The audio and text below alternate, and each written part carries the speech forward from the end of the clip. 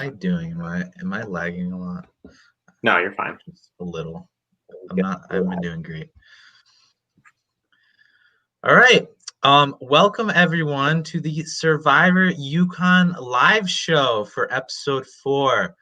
We're excited to talk Survivor UConn and talk about the episode, what's coming up, and talk with our boot from the last episode. So, for starters, I just want to introduce everyone. Obviously, my name is Ryan. I am the host of Survivor UConn, and I'm excited to get into another great episode. Go for it, Govind. Sure. My name's Govind Menon. I am a student at Carnegie Mellon University, one of the executive producers and co-hosts of Scotty Survivor, which is our Survivor competition. And logically, it tracks. You have 3 of the biggest, most well-known Survivor hosts the past 3 weeks. So you bring on the one person who nobody knows who he is whatsoever. So always happy to be here. Our absolute We're happy to have you. Yeah, appreciate super it. happy to have you come in, Govind. And obviously, I'm Ethan. I hope you guys recognize me by now. I have a couple cameos in this episode in the background when my hair looked really bad. So I'm happy to be here, and I'm always happy to talk. So get ready to listen.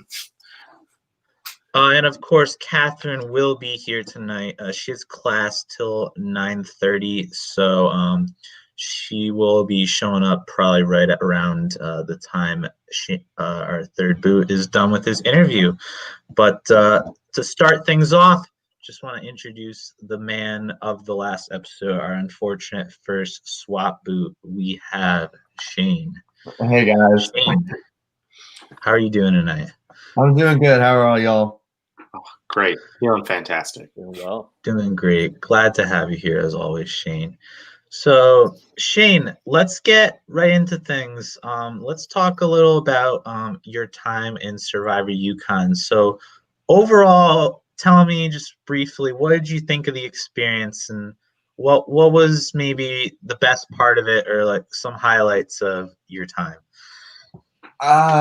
You guys definitely tested my limits in terms of I thought tests themselves gave me anxiety. But every week when I pulled up to the each event or tribal, I got more anxiety than I usually am used to. But overall, no, it was a great time. Being able to actually do physical activities and challenges and have that sense of competition again, because a lot of us played sports in high school, and that competition factor isn't as relevant anymore. So it was kind of nice to have that back, and plus making friends was cool too. So it was a great experience overall. Glad to hear it. So obviously what happened was you got voted out at the start of the swap. You got swapped onto the Kemba tribe. You had a Reb tribe Moynihan majority there, and that was the main factor in taking you out. But what were your thoughts in the moment immediately after that tribe swap? Before the challenge happened, were you feeling okay? Were you feeling really bad immediately? What was kind of your immediate reaction? Well, I'm gonna be perfectly honest. I had not remembered that there was a merge in Survivor. So the amount of shit talking I did prior to the actual merge probably didn't factor in. Swap? You mean a swap or a merge? Swap, sorry. Yeah. I didn't know either. I haven't watched Survivor. Well, what did you think we would do, Shane? Just battle it out in teams until one team was locked? Well, that wasn't what was in my head, going through it. But no, going into it, obviously I hadn't seen the behind the scenes that I saw from the 2 episodes prior. But I was like, okay, we have Matt. We've been talking with Matt. Obviously that didn't work out. But then I saw Robbie, Barrett, and Hope, and I was like, well, out of the people in the red tribe, those are the people I don't want, because I know Kira, and I know Kiwan. So it was very unfortunate, and going into it, I was like, well, Robbie's competitive and stuff like that, but they're gonna find a way to get me gone, essentially. And they did. Yeah. All right, they sure did. So Shane, I think a part of that vote that seems like you're in, besides the eventual fake idol, was Matt. You said you chatted with Matt, you and Heidi, and that seemed like your main trying attempt to like make some sort of flip or some sort of 3-2-1 that week, but evidently Matt voted against you. So do you think Matt, as maybe the theoretically swing vote in that week, made the right decision? Do you think he would have stuck with you or tried to attempt something else, or do you think you were just in a really tough spot? I kind of look at it, and I don't want to like bring in too much from like the Zoom survivor that we're doing, but the people that like genuinely like had like a good thing with me went far, aka freaking Heidi. Like people had a good thing with me, and then the people that like went against me and stuff like that ended up getting voted off rather soon after. And that doesn't like say anything against me, but it's like people tended to trust Robbie, and he uses the person as long as he needs, and then he finds a way to get rid of him. And he's really good at the game. But yeah, going back to your previous question, I would probably say that at the time I thought he was the swing vote, but then watching the episodes over again, I was like, oh, we didn't have him at all. Like, completely. All right, so Shane, as you know Kira in real life, I think that was conveyed in the episode that like you, Kira, and Adge at least all know each other a little. So Kira was set to join that tribe if after someone was voted out. Did you talk to Kira at all, or think she could influence the vote at all in case like if she was aligned with Robbie? Do you think that could have affected your staying power on the tribe? So I don't know because well, to answer your question, no. Me and Kira did kind of talk, but it wasn't more in a survivor setting, but we kind of did bring it up because we did hang out a lot. But no, she talked to us for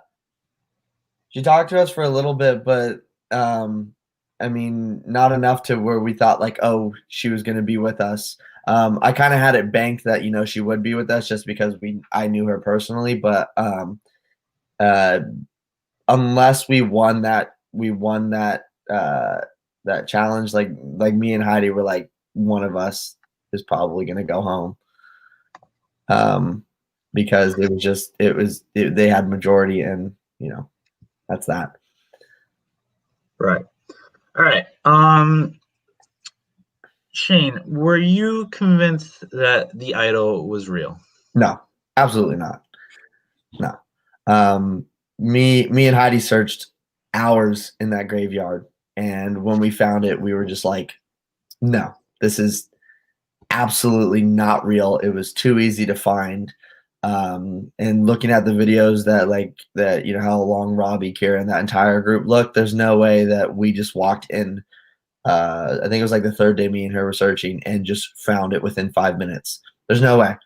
When we saw it, it was like, it was a great effort to kind of disguise it, but me and Heidi had talked about it. We were like, I'm going to play this idol because I think I'm going home, but we do like 99% think that this is not an idol that's real.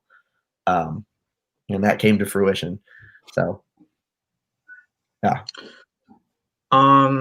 So my last main question for you is, was there anything you think you could or should have done differently in retrospect, either on the swap tribe or going before the swap tribe to set yourself up better? And obviously without without discussing, I guess, what happens eventually in the season. But like, yeah, like up to the point you were voted out, what do you think you could have done differently? So, coming from the episode where I got voted off, a lot of people did bring up the fact that I had texted that like, hey guys, people on red are kind of, suspicious. It's hard to trust them, that type of stuff. But I mean, Robbie said it. He was like, Shane seems like the biggest threat. So unless I made more allies. I don't. We got placed as a minority in the group. It was really hard to kind of dig ourselves out of that hole being the minority, because I knew that red wasn't going to split up. And I hadn't talked with Matt enough to be certain that he would be with us. Obviously that wasn't the case.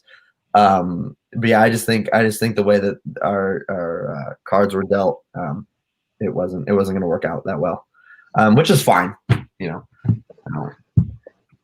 agree. I have a question for you. I think you were kind of in a bind. I didn't see many outs for you and Heidi out of that tribe. Did it ever cross your mind to maybe push it onto Heidi, though? You did have that connection with Kira when she would slot in eventually, so you could use that as a bartering chip. Was there any moment in your head where you're like, maybe I should say, hey, vote Heidi instead of me, I'll be loyal? No, see, absolutely not. Legit, like the first week that I was playing with Heidi, she came with that list that she had of like all the breakdown, and I was like, you know what, I love this game. I liked it mostly because I was able to see you guys, but I was like, Heidi really enjoys this game. She's really having a great time. I would rather I get voted off than her, because she really enjoys the game, and also she kept me in the first round too. There's no way I'm not someone like, I play to win, but I don't stab people in the back. The only time I stab people in the back is if I'm with the people that I'm loyal with, and I'm saying, oh, I'll go with you guys, and I end up later not. But the people that I stay true to with, I'll never go against, and that's just kind of who I am. So I would have never thought to go against Heidi. All right. Well, I think that's mainly what we have for you, Shane. So do you have anything else you want to say before you head out? I did see 2 questions in the chat. Oh, yeah. I actually, I was going to show those up, and I totally forgot. We'll do this one, maybe not the other one. Shane, do you generally dislike Robbie, or was it just the game? There was a lot of one sec. Let's add Catherine in here. Hello, Catherine. Oh, hi. Hi. Shane, do you there was a lot of animosity between the two of you in the footage. Do you generally dislike Robbie, or was it a lot of heat of the moment, game competitiveness? So this is kind of a hard question, because I don't want to say I dislike anyone. But when we had the Survivor party at the end of the year, I tried talking with him too, and he was kind of a dick. Sorry. So overall, I thought that it was going to be good. And no, so Chris, to answer your question, me and Robbie do not get along. He's either a kiss ass to me if you need something, or he's a total jerk. So I prefer not to speak with him. And that's kind of that. I don't hold anything against him, but yeah, no, he's kind of an asshole to me. All right. And we have this question from Andrea. Shane, who do you think is the best player in the game right now? I'm going to reword this to, of the episodes, the first 4 episodes, Shane, of the footage you're seeing from all 3 tribes, who do you think is visibly playing a good game?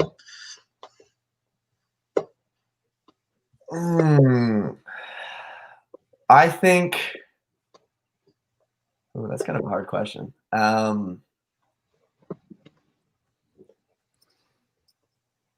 I'm going to kind of answer it in terms of who I think has set themselves up to have good alliances going forward.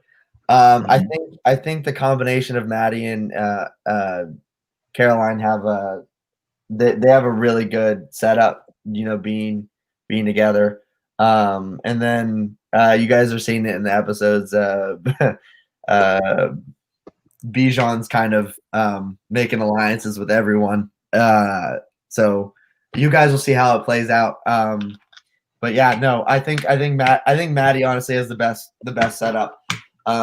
Based off of Bijan saying he wants to work with them, and then she's best friends with someone on her tribe. So I would say that's probably the most well equipped going into the later rounds. She kind of has a lot of solidified stuff. Yeah, I would agree in some ways, and we'll get to that in our main discussion. But yeah, Shane, I want to say thank you for being a part of this season. Obviously, Shane is someone we knew going into this game, a freshman year friend, and it was great to have you a part of this, even though you didn't probably last as long as you wanted. But yeah, thank you for playing and for coming on the live show.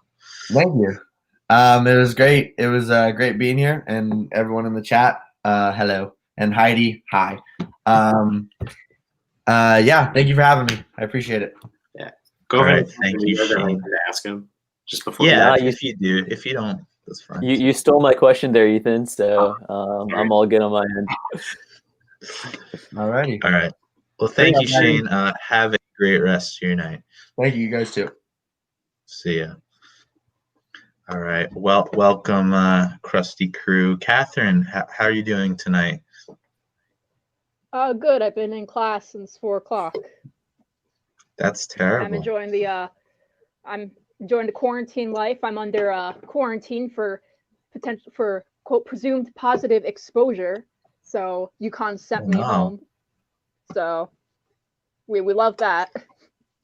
Sorry to hear that. I hope you got your boys the Beatles to hang out with. Goes well. Yeah, you got George and John. I got Jeff right here. There it is. And Jeff. That's the most important boy. All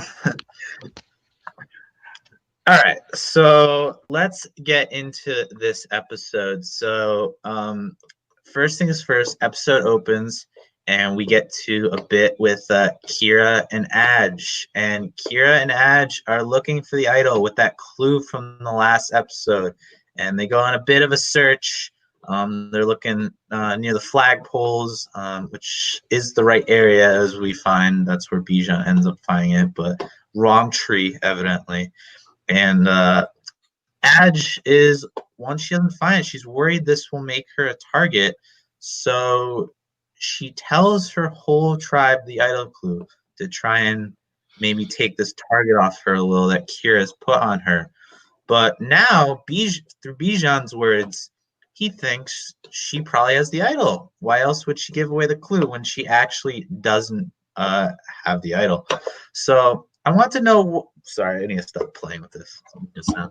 I want to know, what do you guys think if you were in a situation like Aj is coming off the last episode, where someone publicly gives her not necessarily an idol clue, but assumed to be some sort of advantage or related thing or information in the game. Is that something you should spill like Aj did, or is that something you hold to yourself?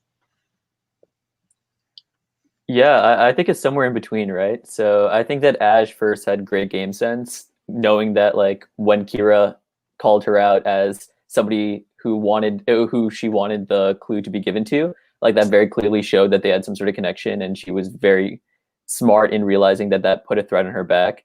But I think that the best way to do that is use it as a way to like further ingratiate yourself with the people you were already tight with on your tribe by telling them about the idol clue, and being very frank with them, saying, I haven't found it, but I trust you guys, and I'm happy as long as one of us gets it rather than anybody else on the tribe. But just giving it generally to everyone can come off pretty sus. Yeah, I entirely agree. I think if you're gonna find the idol, then you can tell everyone. Mm-hmm. Still wouldn't recommend that. I think there's no real situation where I would have told everyone. I would have very much been targeted, like, here, you can be my closer ally because of this, like reinforcing connections or building new ones with that information. I wouldn't have gone public with it. I agree. I think that was a step too far in what she could have gotten out of that advantage. I would have liked to see her find the idol, of course, but wrong tree. And her and Kira are both kind of short, so they couldn't really see over the trees as we saw. Well, to be fair, the tree where the idol is in is at Kira and Aj height. It is very, very fair for the not as vertically inclined. Catherine, where are you going? Yeah, Catherine has just been constantly moving. Why are you like moving everywhere? Because I'm antsy. I always need to like mess with drawers and stuff to make sure my room is perfect.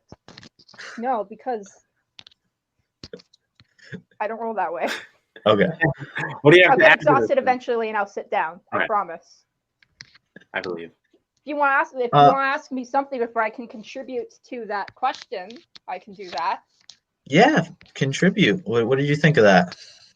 I mean, I very much agree with Ethan. It's like if you got that kind of game intel, you don't concede and go on your knees. You wait for them to come up to you and be like, "Wow, we love the size of your PP. Please give us the idol clue." And you can be like, "Okay, yeah, let's go search for this." Yeah. You feel? Yeah, exactly. It obviously it throws a big threat on you with this, like, people that think you have the secret knowledge. But I mean, the way you want to utilize it is to gain the bonds out of it, and by throwing it out public, that doesn't really throw that target off you. But by making individual connections, maybe going up to 2 or 3 people on the tribe, or even just one, make a strong ally and be like, hey, this is the clue I got. What do you think we should do with it? And that'll make people more inclined to be like, hey, we have this personal one-on-one connection that we can build stuff through. If it's like to the whole tribe, it's not like the whole tribe is this united force. You have to vote someone out. So it's not the same emotional effect on people in a strategic game, even if it's essentially the same result, just giving the clue out. And so she gives the clue out, and Bijan finds it. So what do you guys think? Bijan in these first 3 episodes has already been setting himself up well, but now he has a hidden immunity idol. I think that is super dangerous for everyone else in this game. I think up to this point and throughout this episode, Bijan has made the most friends who seem to really like him.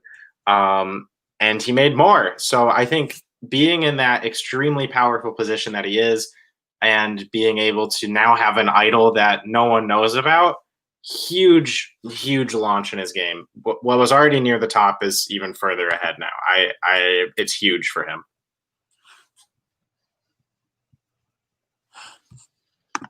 Let me add Govind back. Can you hear a little better? Yeah, I can hear you fine. I see Ethan being a black screen now, but we'll make do with it the best we can. I'm always smiling, right. Just pretend. As long as we can hear everyone good. That's Sounds great. the main part. But cool.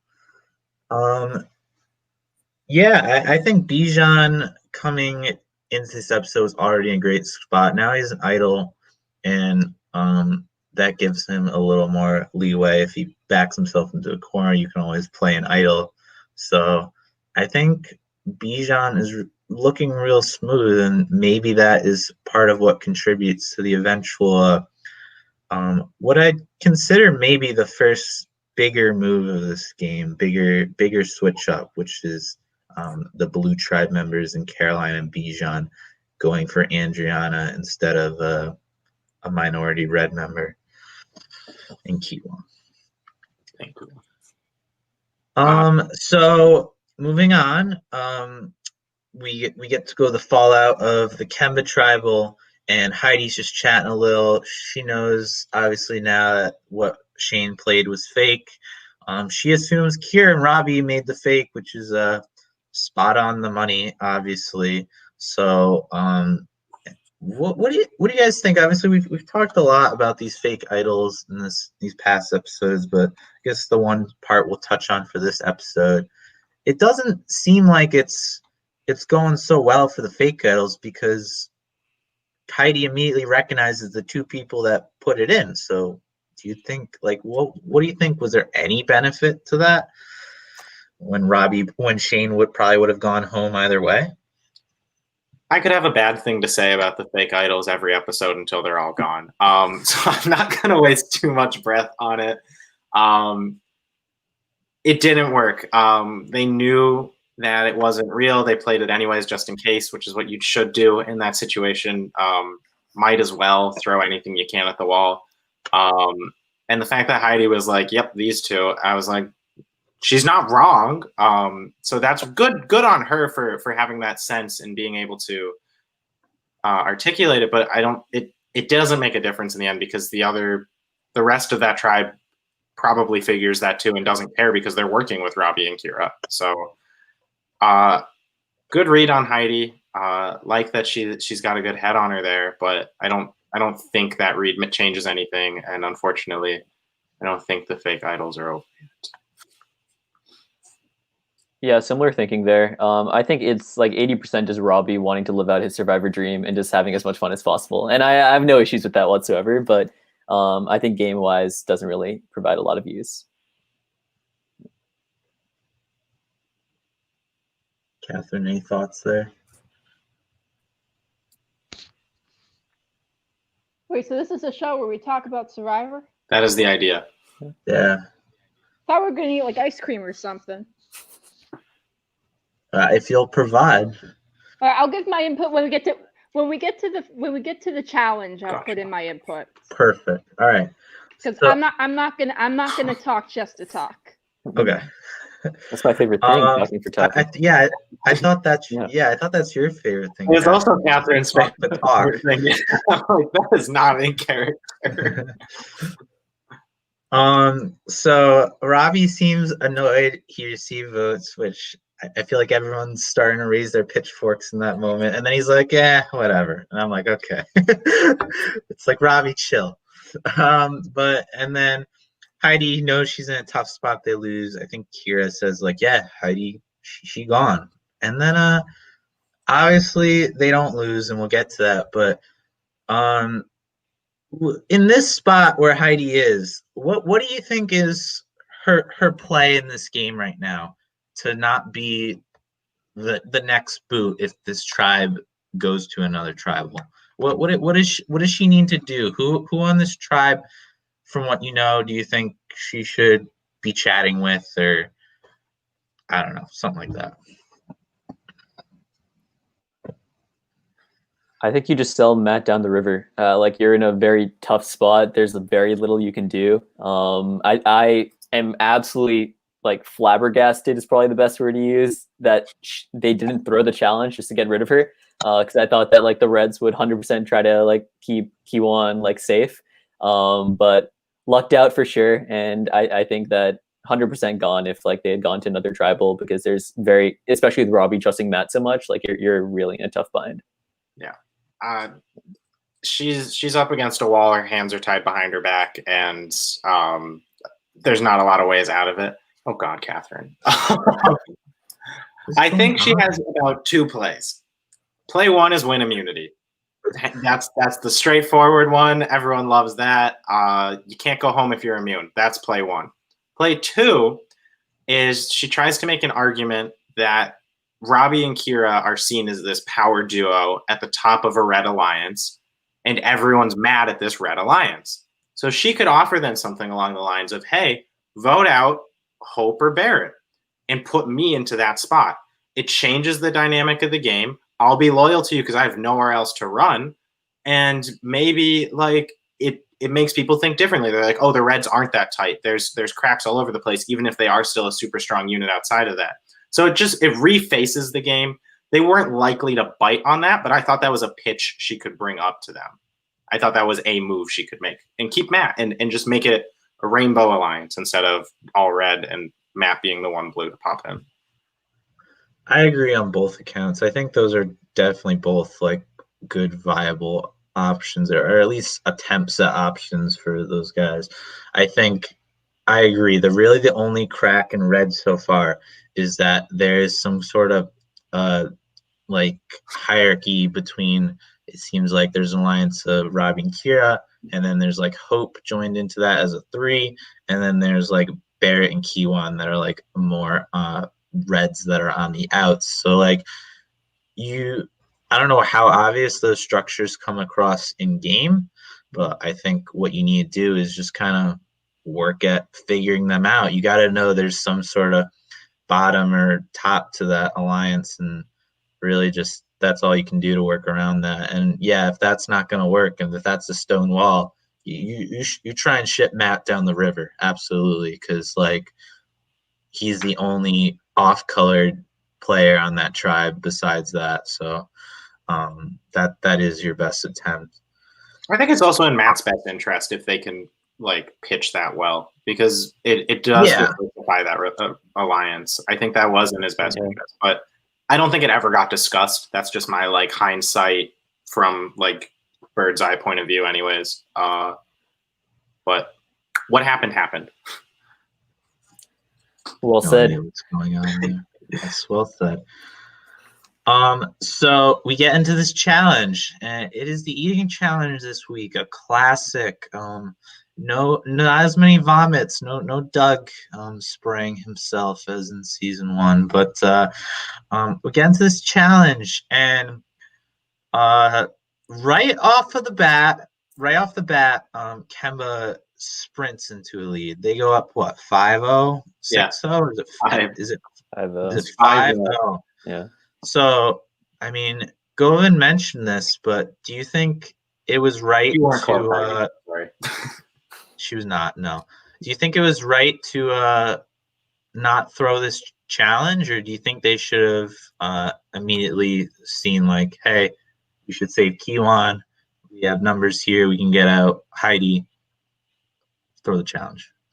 So as somebody who's watching this now for the first time, I'm sure that there's so much more that happens behind the scenes that you guys are privy to, but we saw, like, at least at the tribal, that Kira gave a fake clue to Kiwan. So I'm unsure how like actually tight Red is, and if they actually think that it's better that like if Kiwan's voted out, Red isn't viewed as like the #1 target for both like blue and green to gang up on at a merge. Unsure if they're thinking that way, but if Kiwan was actually like super tight with the red people, I think is 100% throw there. So unsure as to like where really Kiwan falls within the red dynamic.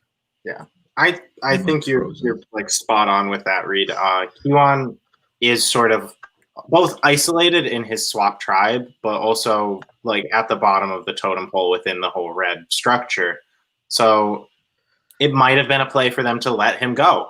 It changes that, and instead of having as big a group, it makes it smaller, so it's less terrifying to everyone else at a merge setting, which clearly after tonight we were down to 11. It's got to be coming at some point.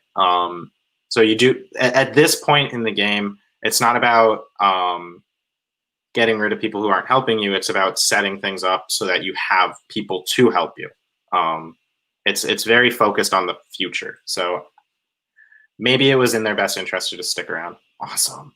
Does that mean I'm the host? No. It was worth a shot. He'll be back in a second.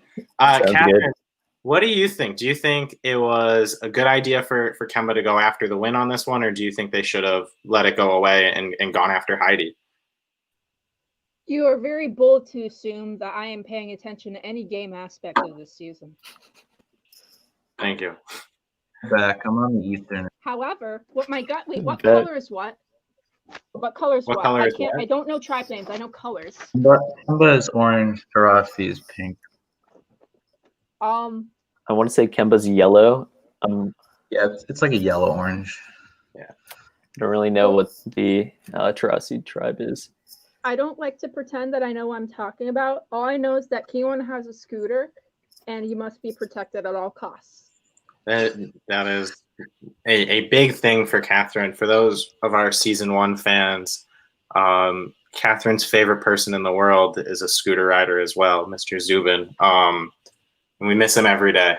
The scooter squad of Survivor UConn season 1 and 2 was built up very. Zubin's not dead. You said that like he's dead. Like, we don't miss him every day. We're on a group meet with him. That's true. Thank God for that. Am I coming in better on the Ethernet? Yeah, you're fine now. Okay. That was a wild moment. Are you hearing a little better, Govind? I see you. Oh, hi, Zubin.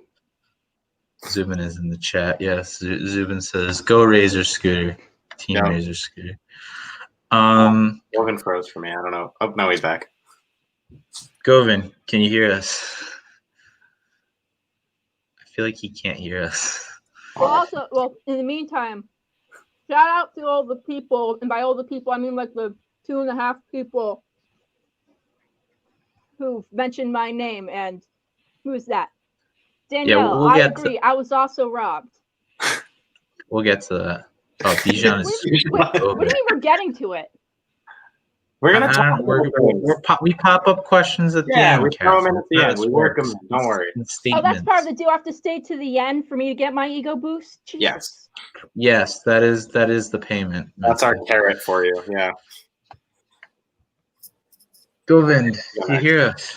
Yeah, I can hear you. We're going with 5 minutes of good content, and then everything goes dark, and then we try to reboot and pray to the gods. Yeah, I had a crapshoot there, but I'm on the Ethernet now, so I think hopefully I'm good at least for the rest of it. But all right, so going through this food challenge, I cut out, but I think you guys talked about like Kemba just having a big lead, but I love how Heidi versus Carolina. Heidi's the one person that really needs this win, and she's the only person that can't get it. Or she didn't do too bad, but she was not doing so hot. I think that was like the level 1 food, and she couldn't even do that, which is unfortunate. So, I think this was me and our friend John, who helped us produce the first 2 seasons, taste test everything. This season was the worst of the foods that we've had. The milk peanut soup that we put as the easiest was still gross. It was like soggy nuts. No one wants that. It sounds as gross as it was. But I'm sure we'll talk about it in a minute. The silkworms are the worst thing I've ever put in my mouth, hands down. Oh. I am not one to eating challenge. I'm very eating challenge phobic, so that is not my forte. So I feel for those who may be either good at challenges or try their hardest in challenges, and the eating challenge just fucks them up. Because I would like to think I would be average to semi above average at most Survivor challenges, as I played a few orgs before, but the eating challenge, I would look like season 1 Alex Phelps in that, maybe a little better. No, not better. We didn't get the outtake. I did send it to our editor Cooper. After this challenge, we made Ryan eat something. Oh no, that was season 1. Never mind. I think it might have got in. He tried to eat it. He just couldn't. There aren't the same stakes, okay? There's not the same stakes when it's just me sitting there and I have nothing to lose by spitting it out. But I did try, and it didn't go well. I'd pay a lot of money to see Ryan eat soggy nuts. Thank you. I'm sure many of my fans would. I like how Adge right here she gives a mini Jim Halpert when she sees the clams with sardines in it. She's like, fuck this shit. But she kills it. I would say funny enough, the person who is best in the eating challenge for that tribe is Adge, who gets voted out, and the person who's worst for Kemba, who doesn't really need as much, is Heidi, the one person who needs it. So it is quite an unfortunate episode in the food challenge spectrum, but I think that goes to show how little challenges ultimately matter with the social and strategic politics besides the actual immunity. So at the end of the challenge, Bijan is trying to get down some I think it's fake duck and silkworms. Oh. And he just kind of lets it out. He's like, I'm kind of done. And they were down, I think 5-2. They were down 5-2. It was over.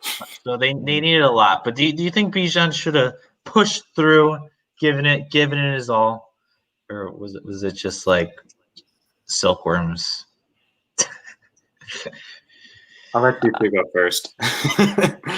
I've never had silkworms, can't speak to that experience, but I mean, overall, it's a huge testament to his social ability that he clearly lost the match point and then wasn't even talked about, as far as the edit's concerned, at least as far as the vote was concerned. So props to him.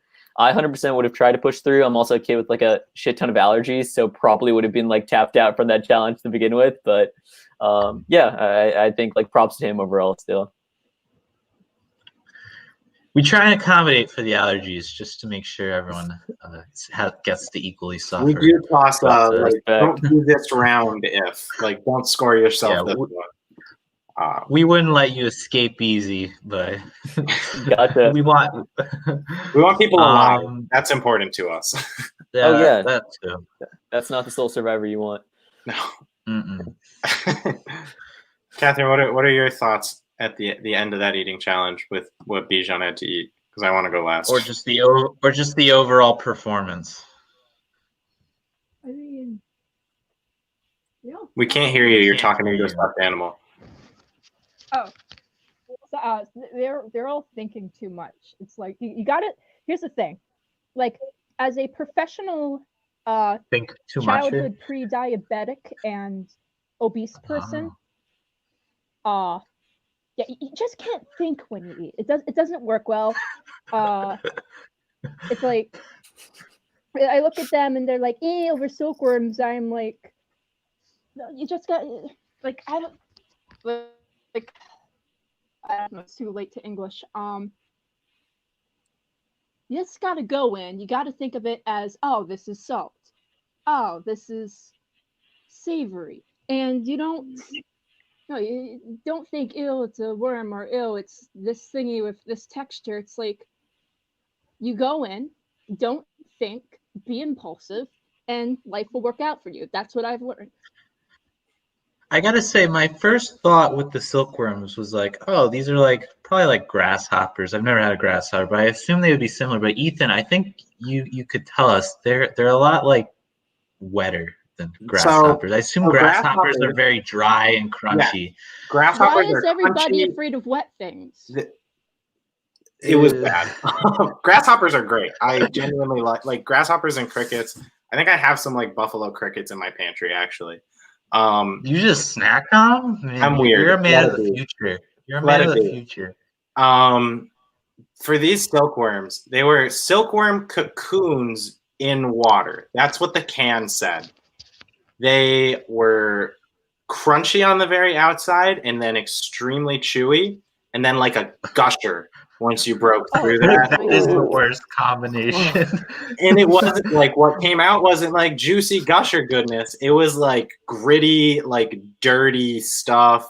It tasted like nothing I ever want to describe in real words. We determined they were edible. We determined they were edible. I had to, what they shouldn't be. I don't know why they were sold. That with the fake duck. Go ahead, Catherine. Have you ever like bitten into like either like a cheese puff or like a pretzel and then soaked it in water and then ate it again? No. Because that's it's very specific. Extremely. I'm just imagining like the hot dog eating contests now where they throw the in the water. Not saying that I do that, but it's like I would imagine that somebody who would do that might enjoy that wet, gritty texture. They wouldn't. So, I mean, I can confirm to you right now they wouldn't. And especially with what Matt and Bijan had at the end, where it was mixed with the vegan duck or vegetarian duck. That was like eating a tire that tasted like olive oil. It was not like, if you've ever had straight olive oil on its own, it's not good. Don't do it. Whatever I eat, don't eat it. That's my first recommendation. I mean, I also had a habit of eating inedible things, so I guess like my perspective is not the normal one. Like I was the kid who ate like the wrappers on the cupcakes and the muffins. It explains a lot. You know, I gotta say, as stupid as that sounds, I kind of vibe with that. It's like I didn't do it a lot, but I have done that. Did you like chew it like tobacco? Yeah. As a younger kid, I have done that. I remember you saying that, Captain. You told us that a few weeks ago, and I actually, for once, I was not appalled. All right, but it's not. It's a very unique experience. Anyways, yeah. I'm just surprised that this comes up multiple times as a discussion topic. Power to you guys. Yeah, I'm surprised Catherine brought it up again here, but yeah, you know. No, I'm glad. Shame. One thing I just want to talk about, and then I'm gonna jump away quickly. You guys talk. I gotta get my laptop charger while I'm downstairs. But just not Moynihan's. I call them. I think of them as the Moynihan's. There's so many Moynihan's ingrained in that tribe. The Kemba tribe. They're just kind of talking about the aftermath of the challenge, and I like the little bit Matt's talking about how like his dad always like hyped him up, saying you can eat anything, and then Matt's like, God, that was awful, but he needed to get through it, not to go to another tribal, because Matt's gone to 2.5 tribals now. I'd say Amanda is less than a tribal. It's still a lost challenge. So, do you guys think like when you've lost a lot of challenges early, is there like a big like strive to like just not be in that situation, not be in that stressful situation, even if Matt is not necessarily in that bad a position at this point? And I'll be right back. Absolutely. I'll take that one over right off the bat. You'd never want to be going to pre-merge tribals. Like the worst thing in the world is to have to go to tribal without like. It's scary. It's scary in these smaller tribes. They're at 6 right now. A tribe of 6, a tribe of 5. Those are tiny. Like that's end game sized, and they don't have those long-term connections or thinking that far ahead yet. So it's very weird dynamics and very hard and set from the beginning of the game. I don't like going in small tribes. I don't like early things. And when you're losing a bunch, it definitely kicks you in the butt. Like I'm sick of tribal. I don't ever want to be there again. So Matt deserved a win, and he earned it for himself. Yeah, and times 100 for like Called Survivor, right? Like this dominates your life whenever you're going to tribal. Like you do not want that extra stress for like no reason, especially pre-merge. Catherine, what are your thoughts on pre-merge tribals? How much did they suck? I think you went to 2. Catherine went to 2, and one of them was forced upon her as part of a double. So she only really lost, and she was immune. I was immune. So Catherine was only unimmune during one pre-merge tribal. Actually, no. Oh, wait. No, yeah, you're right. 1, yeah. The scavenger hunt of your dreams. Oh God. No, it's like pre-merge tribals. They bring a lot of anxiety because you don't want to be the loser who's out first. And because you're oftentimes you're just not in a good headspace if you just don't get to do what you want to do. And so I would imagine that being in a position where you just keep going and going and going and going, like it like your heart just drops like every time like you like keep going. And with that kind of headspace that you're in, I don't think it sets up yourself good for the rest of the game in that sense. However, it is also important to consider that if you kind of truck past what you're feeling in that time and play the game, it's often the people who go to a lot of tribals early that are able to play the game and actually solidify not just like hypothetical alliances, but prove allegiance and prove trust. And the people that you mean to pick off are the people who end up winning this game. Yeah, I think that's fair. I don't know. Everyone wants to be involved in the end game. Like you play these games to either get all the way to the end or at least have a say. Everyone wants to, at the very least, be a jury member. So just the extra anxiety of these pre-merge ones, I think it's, unless you know you're the vote, I think it's more valuable to be winning these tribal immunities more so than even like an individual immunity. Just because it can help set you up down the road. Why are they swimming, Catherine? What are those? Yeah, what is that liquid? I think she's showing us what she was talking about previously, right? No? What is this? That's correct. Oh. Are they just like in water? Oh. Yeah. That's gross. What else would they be in? Yeah, what else would they be in, Ethan? You didn't hear it. Well, I thought they were freaking like egg yolks at first. They look like oranges or something. I don't Like like something. Well, I would just casually have like 12 egg yolks. I don't know. I mean, people don't casually have water As one does. Yeah. As one does indeed. All right, get to the next question so she can stop. Sorry, I went full lag boy again. But so yeah, so Kemba tribe's safe for this episode. So we move on to Tarasi tribe for the remainder of it. The Pinks.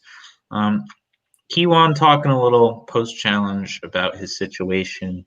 His angle off the bat is he's gonna try and vote a blue off. So I hear this, and I'm like, huh. So the numbers, Kiwan, there's 1 red, there's 2 green, and then there's 3 blue. So how is he gonna? If we're going just by regular numbers, how's he gonna get a blue out? What is that math? Like, obviously he does end up getting a blue, but I don't. It didn't really seem like that was his doing at all. It seems more so just the nature of that tribe. They were like, yeah, there seemed to be some like animosity between, or not animosity, but like some strategic animosity between Carolina and Andrianna coming back. We go back to that Neil vote. And I think that's one of the factors here where why Adge goes home. But so Maddie and Carolina talk about wanting to make a big move in this game, vote out Adge over the estranged Red Tribe Kiwan here. What do you guys think of this option off the bat? I mean, we have Kiwan who's here by himself.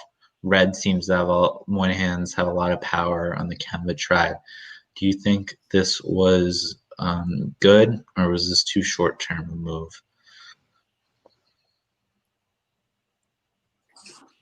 Go for it, Ethan. Okay. So there, at this point, like I said, this vote brings the game down to 11. They're all thinking a merge. So that was a lot of the conversations that were involved. So I think part of the reasoning that they wouldn't just knock off Kiwan is then it leaves 5 red out of 11 in a merge. And then you have 5 people that everyone can unite against. Whereas this vote that takes out, if they had voted out Kiwan, there's 4 left. There's less arguments for them to have and easier for them to split up. Because if you're a block of 5, everyone's just going to make you stick to that block of 5. No one else is going to work with you. But once they're down to 4, it gives them more opportunities to talk and change those numbers in the landscape. So that could be part of the reasoning. That would be part of my reasoning. I think it came down to Adge with the idol clue, Adge sharing the idol, and just a few more layers of strategy. But I think it could be a really smart thing to push these manatees together, as they call themselves, and force them to work together beyond what maybe they want to, because then they're the targets. It seems they really want to, though. It does seem that they really want to. I don't think anyone has another plan at this point. I don't think many of them have other plans at this point. Yeah, 100% on the same page as Ethan. I was honestly surprised, though, that like Alex didn't get more of a look there. I thought that he was for sure going to be in a rough spot, given that he was also like left out of the original Sawyer vote. So because of that, I didn't realize that the other members of the green team would be so willing to like continue to work with him. But I mean, like, props to him. He clearly had 2 loyal allies on that tribe, so I'm sure that he'll be able to make a pretty deep run if he's able to keep his profile low.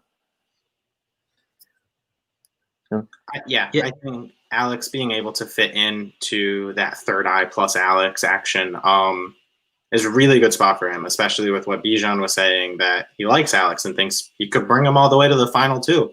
Anyone who's going to say that is someone I want to keep around too. Like, people who aren't going to vote for me are the ones I want in this game. So I think it was a great move on Alex's part to remove someone in his way and put himself in a better position, because getting rid of Kiwan wouldn't have helped him. So I think it was the best vote for Alex in this round. Yeah, I thought this was a really good episode for Alex. I mean, obviously coming out of that original tribe, no matter what, was better situation for him because he was kind of dead in the water. But we didn't see too much of the dynamics last episode specifically. But this episode, we really get into seeing Alex try and attempt some things in this tribe, and he forms a relationship with Bijan that seems to be going okay. Obviously, as we talk about, he seems to be having a better connection with Maddie than before after she just voted against Sawyer, and then obviously he is a target from Andrianna, who wants to go for this green tribe member that's maybe a little quieter, and he gets everyone on his side, and Andrianna gets the boot here. So about that, Andrianna goes for Alex in this episode, which I think in theory is not a bad move. I mean, in a similar way to the reasoning that they voted for Andrianna by the end. But do you think she should have just tried to push things onto Kiwan and tried to be like, get Red out, like sort of how we talking about there in power? Like, would that have been like a maybe not as dynamic a move or as interesting a move, but would that have been a safer move that kept her in the game? Or do you think either way it was more like she has the idle clue, she has to go? Hindsight's 2020. I think I'm giving you very uninspiring answers here, but like she thought that she was 100% chill with Bijan there. And as you saw, Bijan felt like he was in a good enough position to make a move himself. I think Adj thought that she was also in as similar of a power position. So if he felt good enough to make a move against her, I think she felt good enough to at least make a smaller move against Alex, because like that's not nearly rocking the boat as much as going for another blue member. Yeah, I'm 100% with you on that. I think she trusted the people she was working with, which is what this game's all about. You can lie up and down to everyone, but if you don't trust people and they don't trust you enough to vote with you, you're screwed. So she did put trust in people. It was a better vote for her to vote for Alex than for Kiwan, given all the different scenarios. So I have no problem with her voting Alex. I think she could have tried to maybe throw it on Kiwan, but it wasn't in her best interest in that moment. And she trusted the people she was working with. So I have no problems with her Alex vote. She just got the short end of the stick that she got punched first and didn't know it was coming. Yeah, I think Andrea brings us this idea of why do you guys think Bijan ditched Adj for Caroline and Maddie when Bijan had this alliance with Adj and Matt coming out of the blue tribe that had majority? And I think that just speaks to Bijan's game. He shows he has a lot of options. So he sees Adj as someone who maybe he wasn't connecting with like on a strategic level, sees her as sort of like a strategic opponent maybe in the game, or as someone who is more probably willing to go against him in the future, is my guess. Whereas Carolina and Maddie, maybe he can keep them reined in a little more. I think that's exactly the reason why Adj had that connection to Kira, which was now public knowledge to everyone. And was a part of that bigger alliance with Robbie, Matt, Hope, and Bijan. But Bijan showed his cards a little bit in saying, like, I'll vote someone out of this alliance. That was what we said, like day 6? That's not what's going to stand on day 85 of this game. So he made his stance that he's here to make moves, and he's got the people to do it. So good on him.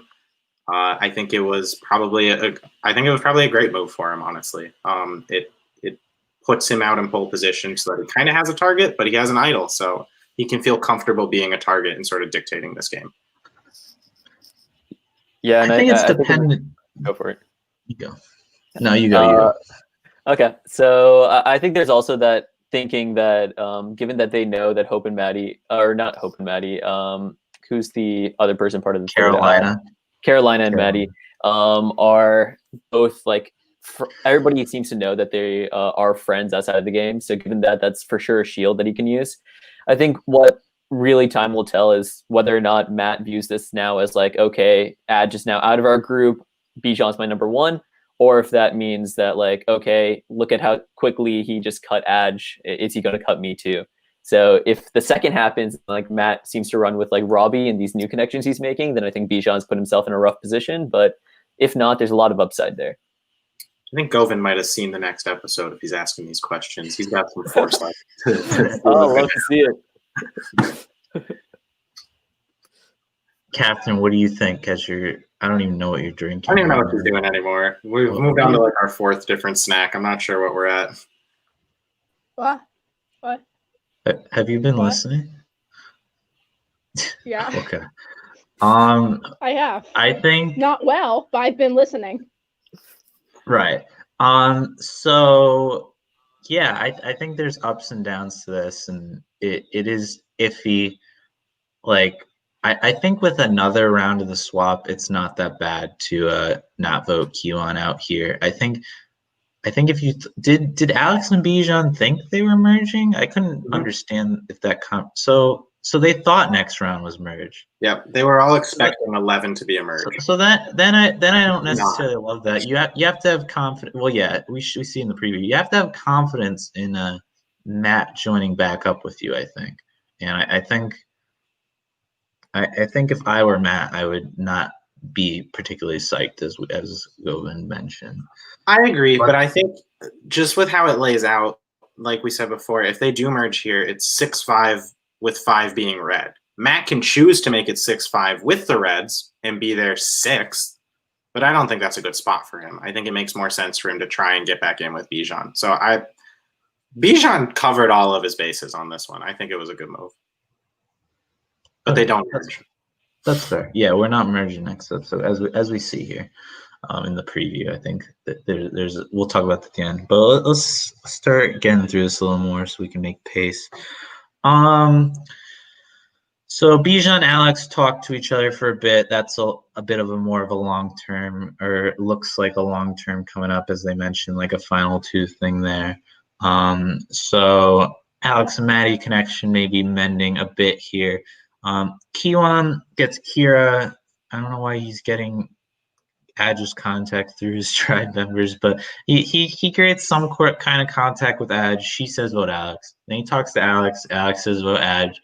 So Kiwan's like, I don't know what to do, and evidently he votes with the majority here, so not to be the lone man out. But I don't think that part of the storyline is too big. I don't know that Kiwan really had much to do beyond just not being in the minority. Like, well, what are his options here? Like, I guess he just rolls with it, and I don't think he necessarily does anything hugely wrong in this episode, like strategically. I just think we didn't really see any big strategic alliance building from Kiwan, and I think more it's like Kiwan needs to set himself up in case they go to another tribal. Agreed. Period. Yeah. I don't know what more he could have done. He could have said, like, fuck red. I'm with you guys all the way. I don't want anything to do with the 4 red on the other tribe. But then he called them the manatees, and I was like, you can't even pretend anymore. You gave him a cute nickname. So this is, if I had to consider a move in this episode, the worst episode, I think it would be at tribal calling your original tribe, who is threatening and domination and spoken about openly about like how dominant they've been. Oh, we're the manatees, not Moynihan. We're the manatees. We have a cute name. Like, doesn't that just scream, God, they are close if they have cutesy nicknames for each other that are still being openly used? Yeah. Anytime you name an alliance, it means something. You don't bother making names for the alliances you don't believe in. So the fact that they couldn't pronounce Moynihan for some reason. Yeah, that was the easiest one. Yeah, beyond me. Not the point. You don't reveal your alliance names to people who aren't in the alliance, because then it's like, oh God, yeah. You have to have some way to like pivot out of anything, and there's no pivoting away from that. Catherine, what do you think? I agree. Like, you're gonna invest energy. You're gonna invest energy into things that are meaningful to you, and at that stage of the game, like you're gonna have like you're making first kind of impressions with everybody, and it's very telling what pace like people's relationships with each other progress and what intensity they start off as. So like being like, wait, what episode is it? Is it 4? Yep. 4. 3? 4? 4. Being it's episode 4 and like, wait, what color's red? What Did you say what color's red? What's Moynihan? Moynihan is red. Yeah. Right. Have they lost a lot? Or no, they haven't. They haven't lost yet. They have all 5 original members. Yeah, exactly. So the fact that like they can like not do like go to any like real travels with each other or anything, and like they already got like relationships with each other and stuff. That's like, I mean that's telling because it's like, oh, like how much can we really penetrate this like tribe that really hasn't had to go against each other, and so it's gonna make them more of a target. Retweet. Yeah. I think honestly, it doesn't hurt Kiwon that much because I don't know what other angles Kiwon's really trying to invest into. It more so hurts the other 4, where it's just like, yep, this is the 5 and you're stuck with it because now everyone's going to have manatees in their head once they do eventually hit a merge. It eliminates any possibilities where they can pretend they don't like each other. So we'll see what happens. But I'm a big fan of the Kiwon conspiracy theory that he's like just underplaying his threat level right now. Like the scooter, all of that's entirely part of the act. Like throwing up a cute nickname to make him seem like he's made some sort of faux pas. I think he's killing the game right now, 100%. I like that take. I'm saying that like slightly kidding, but then also like I'm a huge Kiwon fan just as far as like his personality goes. I think he brings all sorts of life to like a cast where there are a lot of people who are playing pretty hard, and like just seeing him have that sort of brevity or that sort of like life to him is pretty cool. I totally agree. One time I invited Kiwon to a party before I ever met him, and then we accidentally saw each other like in a way that like a bride and a groom shouldn't see each other before a wedding, before I was officially set to meet him in person at this chicken nugget party. If I had a nickel for every time that happened to me. Right? Yeah. Every time you met someone you were like planning to meet at a chicken nugget party, but then you run into them beforehand by accident. I was confused where this was going. I thought this was related to like sex before marriage. I was very, very weirded out. But I understand. So obviously they have alumni tabs. No touch before chicken nugget. Yeah, Catherine Kiwon are chatty alumni. Yeah. But we did have a nugget party hosted by Catherine, and it was quite the moment of worlds colliding.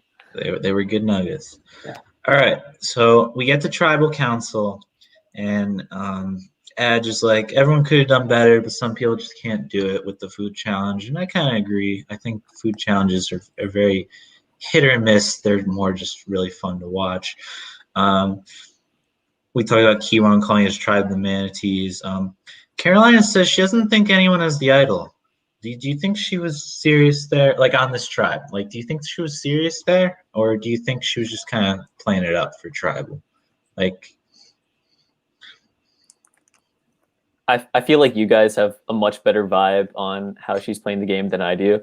I guess just generally, she seems very, for sure invested, but not super involved as far as the strategy is concerned. So I primarily see the other 2 members of her like core alliance like really driving forward what she's also doing as far as the gameplay is concerned. So I think it was like in earnest that she genuinely thought that the idols hadn't been found. But again, I'm not seeing enough of her like gameplay confessionals to know whether or not that was an act.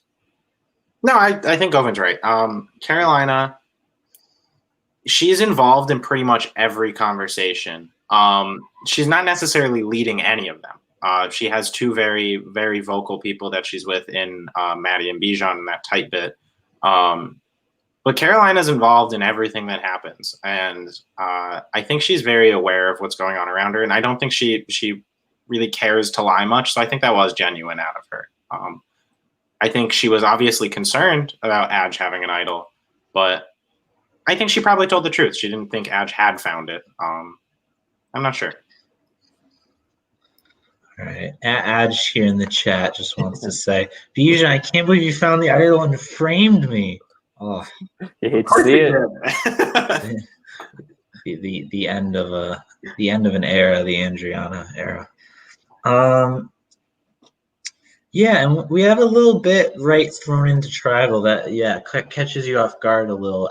Andrianna talks a little about some sort of fake idol clue that Kira gave Q on. So that was kind of out of the blue. So maybe do you guys think that could be a fracture in this Red Alliance or something Kiwan can like jump on and be like, hey, maybe Kira is not all with me if she's not being legit about this stuff.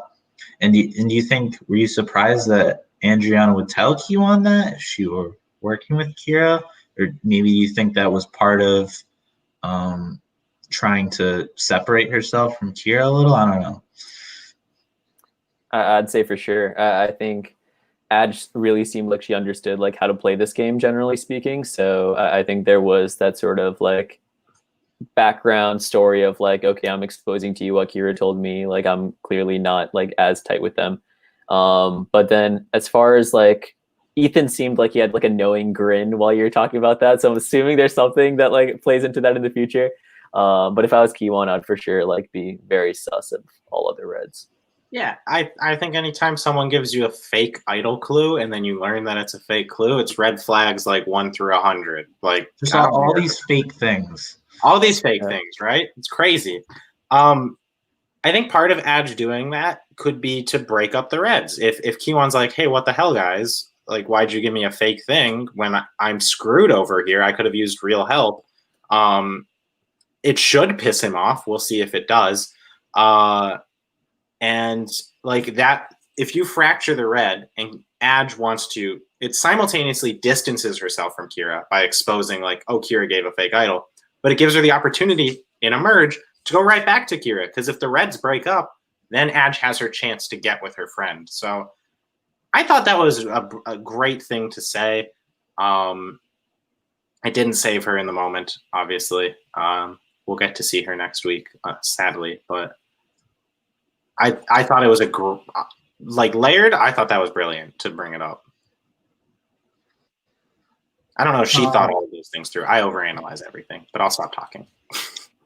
My last thing before the vote is I just ask in the episode we touch on we're down to 6 girls and 6 guys from starting off with a gender imbalance, and obviously a girl finally goes in this episode to like set it off again, but.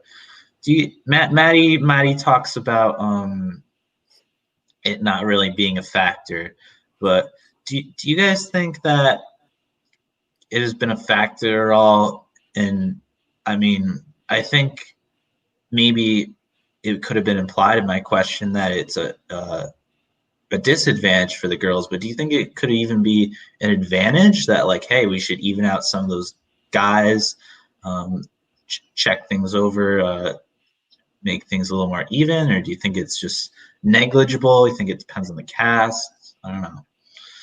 I think it definitely depends on the characters we bring in. Some people are going to gravitate to like, hey, I want to work with the other girls. Some people are going to be like, yo, like grow up.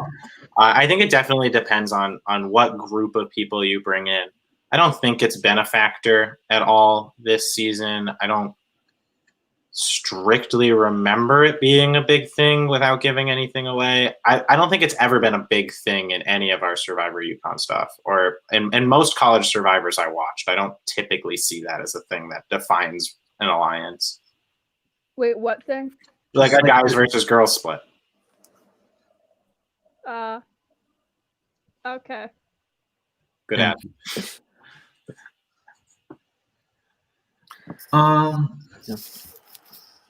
Did you have anything to say, Govind? Not really. I think that it's for sure like, or I guess I do, given that I am now talking. But like, I think it's for sure coming up in like conversation. You're looking for literally anything to like bond you together. So any sort of similarity, is probably going to be discussed. Whether or not that had like real like sway in determining who went home. I think everybody went home for different reasons, not because of their like gender. So, yeah. Yeah, absolutely. And all right, so we get to the vote. Keelan tries to bribe me right before the vote, but unfortunately, my heart is to Survivor, not the Alexander Hamiltons, though they're very much appreciated under the table. Yo, as an editing thing, that threw me for a loop. I was like pretty sure that Adge was going, and then with Kiwan doing that, that made me think that he thought he was a lot more desperate than he actually was. So then, like seeing the moment I saw the Alex vote, I was like, okay. But I thought things had like swapped onto Kiwan because like Kiwan was making a last ditch effort. Yeah, I think similar to the Neil tribal, it was just kind of like, why are you saying this? And then it ended up being nothing. Oh, Catherine's mom's roasting her now too. That's awesome. Yeah, Catherine's mom just wanted to say, Catherine, that was helpful. Thank you. Yeah, so obviously Adge goes out 5-1 unanimous by the end. We get her closing thoughts. She seems to think she went out because she was a threat, which I think is at least semi correct. And she was blindsided. She thought it would be 5-1 the other way. And she's rooting for Kira, her friend. And I like that she says, giving this is a stab in the back right after I gave everyone the immunity clue, even though that seemed to be a big contributing factor in why she went. Yeah, that was unfortunate. I missed having Adge around. Adge was one of our friends beforehand as well. So yeah, Shane and Adge, two of our friends recruited for this season, took the pre-merge hit. And yeah. I feel like Adge a little more than Shane definitely looked strategically in the mix of things, and Shane had a good pre-swap too. So yeah, it's tough to see. But Andrianna just wants to say, I'm okay with getting voted out by being a threat. Low key a compliment, still hurt though. Yeah, it's always a better way to be voted out than you just didn't fit in or into the social politics or stuff. That can be a little more frustrating. And she also says, I did say it intentionally. I didn't want to be tied to Kira because I know she's sneaky. Yeah, I would say that was a good idea. Good idea. Andrea wants to say, when does the jury start? I can't tell you. You'll find out. That's how it works. Forget. Send me $20 and I'll let you know. And then, so I might check out if there's one or two other comments to look through. But before we get to that, I want to hear from you, Govind, as someone who's just seen the first 4 episodes. Who would you say is your winner pick coming out of these first 4 episodes? Who's looking really good? Yeah, my quick answer would be Barrett if he had more social connections. I think that he's if you can combine like the social like acumen Bichon and then like his sort of game sense, I think you have a really fearsome combo there. But I don't know if he's made enough connections, at least on his like red tribe or his swap tribe, to really like pull him through the long haul. I think the edit for sure wants us to think that Bichon like has this game on lock. And like so far he's for sure had the pre-jury like running exactly as planned. But my outside pick, if I had to stake my money on someone, I'd be probably guessing Matt. Like I think he's relatively well positioned within his like original tribe. He's got Robbie now vouching for him on his red tribes, or with people on the red tribe now having his back. So I'd put my money in with Matt. Mr. Eats whatever is given to him. Awesome. And good takes. I love to see it. I love praise. Ego can only grow bigger. Yes. So far on the podcast, we've had I think Luke had I incorrectly said Neil, but I think Luke picked Matt week 1. Luke picked Matt to win, but wanted Neil to make it deep. Yeah. Yes. And then I believe Anders picked Bijan. Mhm. And then did Cooper also pick Bijan, or was it someone Cooper else? either picked Bijan or Matt. We've had a consistent thread of these. I'll take whatever Cooper's not taking. So I'll go with that. Yeah. Pick Sawyer. Sawyer, that would not have been a good pick. Catherine, you hedged your bet, but you hit it. Like you said, first booter winner, and you nailed one of them. Yeah. Before we go, Catherine, why don't you talk briefly about Sawyer, who is your friend? What did you expect of Sawyer coming into the season? So I coerced Sawyer into playing this season. He actually thought that he was going to be playing with me. I didn't tell him. What did you not explain this to him? I explained it, and then he misunderstood. I didn't correct him, which was good because he applied. It worked. But no, Sawyer is skeevy and intense. He's a in politician. all the right ways and the wrong ways. Yes, it's like I love him to death. I wouldn't trust him with my children, but no, he's a dear friend of mine, and I figured, wow, he's going to be first out or he's going to win this game. Either way, I'm going to have fun watching him. Did you?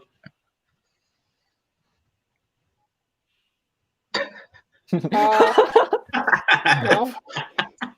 I expect nothing less. Good. All right. I think those are the main things I saw in the chat. Just a bit of other chatter with people, but Ryan, you said you were going to acknowledge my fans. Your fan. Oh yes. We will shower Catherine in compliments. Catherine, you were robbed on an online Survivor game with Bijan. Catherine and Bijan both played in a game, and Catherine, you got. I mean, we'll just spoil this because it's aired, but you got 4th boot. Sorry. It's tough. Hey, 3 spots better than Sawyer. It's true. It's true. Yeah. I was robbed. I went to tribal 4 times in a row, and I was thrown under the bus because they voted out the girl of technical problems, and she just happened to put my name out. It was a very entertaining run. You had to dodge the boot 4 times in a row, and I feel like if you had actually won like a challenge or 2, you could have been in a lot better spot. So I enjoyed it. It just is what it is. Andrea, before you got here, said, "Where's Catherine?" She just wanted to know where you were. You're here. So Right, you have to scroll back to the bottom. To the bottom. Okay. Catherine's mother wanted to let her know you have no fans, Catherine.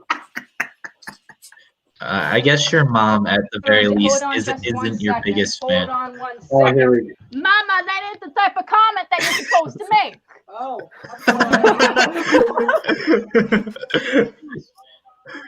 You're supposed to tell me that I'm wonderful. You are you're wonderful, honey. I love you. Thank you. Fuck off. What a touching relationship. What a touching relationship we have here. What a dynamic. Thank goodness. All right. And do we have any other Catherine compliments to stroke her ego? Chris laughed at you. I don't know at what point. Probably during the various stages of not paying attention. Thanks, Chris. So to close things off, why don't we all do like a bit of an outro? So Govind, why don't you talk about Scotty Survivor a little? And Chris here says, was the YouTube channel for school season? I assume there's nothing out there yet, but yeah. Tell us about the future of Scotty Survivor. Sure. I'm speaking to Chris and only to Chris here. So Chris, Scotty Survivor is the upcoming Survivor series at Carnegie Mellon University. We're filming our first season currently, so we were able to convince the administration to help sponsor us for a COVID spectacular of sorts. So we start off entirely virtual, and then over the course of the season, we try to do more things in person where possible.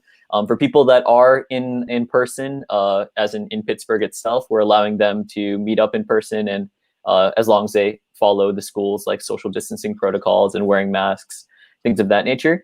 And thankfully, we've had no positive cases to report, so it seems like things are going well in that regard. We have a really quick turnaround period, so we are currently actually in the process of editing our season as it goes live. So there won't be as much of a winner's edit to really eke into. We'll be making edits after the season finishes as well to like make sure there's a coherent storyline for those people. But we want season 1 premiering as season 2 is filming in the spring. That's partially because when we convinced the administration to help us out.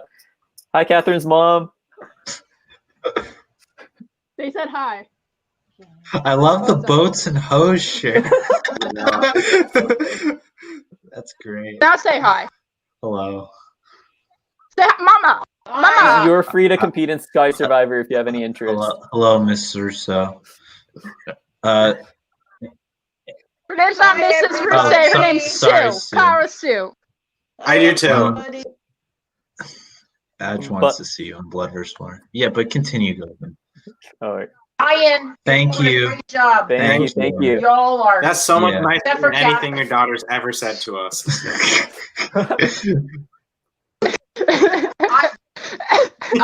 I understand. You raised that. Hey. We're off. All right. Govind, please continue.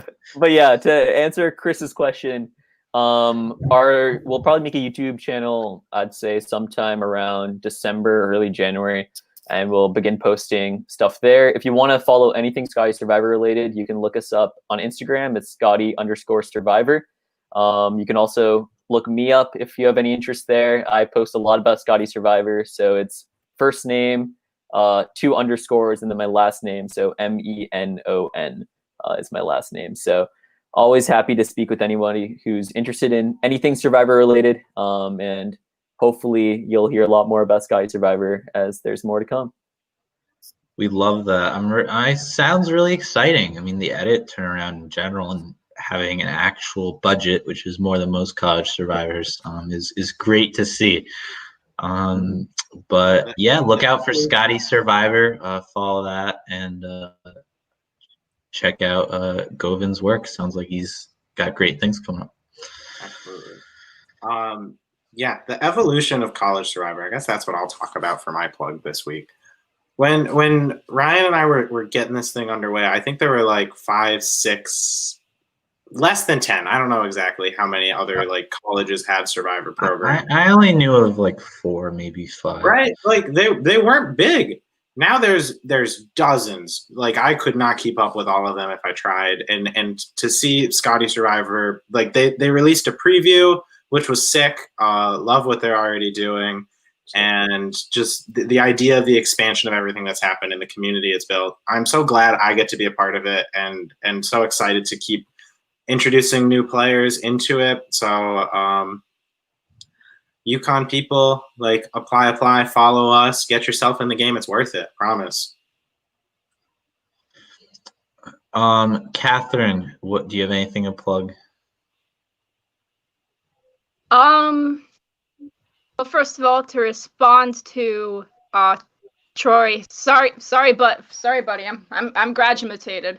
But in seriousness, I would plug you know what? Take care of yourselves this time of year. It's uneasy times for everybody, and just keep trucking along. Take care of yourself. Enjoy the new normals that you have right now. Look forward to the things that you can be productive with right now and what you can do with. Oh God, it's so weird hearing me on my mother's phone in the other room. Jesus Christ. My mother's a hoe. I got some new masks. I got a nice sparkly mask right here, nice rainbow one. I I got a Pokemon mask. want that too. I've got a music mask. I'm interested. If you have not voted in the mail, go vote on Tuesday. Oh, I thought you had a voted mask. I was very excited for that one. Now I'm gonna vote in my rainbow mask, and it'll also be my day out of quarantine. So there'll be a nice bam. So yeah, vote, stay healthy, take care of yourself, and call your mama ho. This is why we keep Catherine around. She drops the odd pearl quite like that. I don't think I'm gonna keep calling my mom a hoe, but the rest of the advice was good.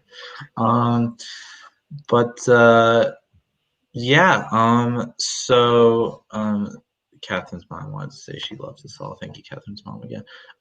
What was I gonna plug? Similar to Catherine, I wanted to say go vote. Next week our live show will be pretty late in the day, so I assume everyone polls will be closing or be closed by then. But please vote next week. Big day for the nation. And also get your flu shot. It's flu shot season. Get a flu shot. Flu shot season. Get excited about it. Yeah, I came here for Survivor and I'm getting medical advice. I love it. Flu shot season is my favorite time of year. Don't even get me started. I had a joke there, completely forgot at the moment I was about to say it, but yeah, let's go with it. Ethan has a charisma that sets himself up for jokes, but it's endearing too. Other than that, that's about it. All we have for this week. Follow us on social media at Survivor UConn on Twitter, at survivor.uconn on Instagram, at just on Facebook, just type in Survivor UConn. Obviously, subscribe to the channel if you haven't. Fill out the end of episode poll. It should be in the description of this video and the episode 4 video. And we have a website that's in the description of both videos. If you want to check stuff out on our website, please do. And chat about us on Discord. If you're in the Survivor Reddit Survivor Discord, you can chat about Survivor UConn. We have our own channel there, as well as channels for other college survivors. So that's a great place to chat a little about us. If you have any opinions on the episode and you want to talk about that with a new community of people, there's a lot of college survivor people there. But other than that, I want to thank everyone that watched the episodes. Thank our 3 guests here, Ethan, as always, and then Govind and Catherine for coming on. Appreciate it. And then, of course, Shane stopping in was great. Next week, we will have Shane, or not Shane. We just had Shane. We'll have Adj Andrianna on the live show to chat a bit, as well as Carson. Is Carson confirmed for next week? I thought it was Andrew, like Andrew from UVA. It might be Andrew. I think you're right. Andrew's next week. Carson's the one after. Okay. So Andrew from UVA is coming on, so that'll be great. And then I believe Zubin is coming on next week. Zub Daddy. So if you want to listen on him, he'll be there. But other than that, have a great night, everyone, and we will catch you next week. See you guys.